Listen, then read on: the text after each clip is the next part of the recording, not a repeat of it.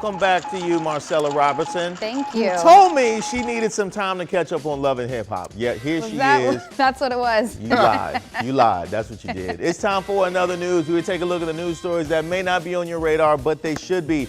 Police in Cedar Rapids, Michigan arrested a man for allegedly kidnapping a woman and forcing her to watch all 9 hours of Roots, telling her it was, quote, so she could better understand her racism. Come on, bro. I know it's Black History Month, but this ain't the way. I recommend everybody watch Roots at least once, because you want to, not at gunpoint. In other news, an Australian man may have saved a gecko's life after fishing it out of his beer and performing CPR on it. That beer better have been free since it came with a side of gecko. Thankfully, the little rascal survived the ordeal and was able to return to his job at Geico. In other news, animal rescuers in England are investigating after 16 snakes were found abandoned inside of pillowcases just days after 13 snakes were found abandoned inside of pillowcases. Somebody tell Snake Santa to stop it. That was a lot of S's. I feel like one of those serpents.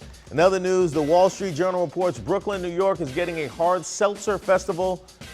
Gentrification complete. This is not part of the dream Biggie rapped about. I need Brooklyn to host a Hennessy festival to restore balance to the force.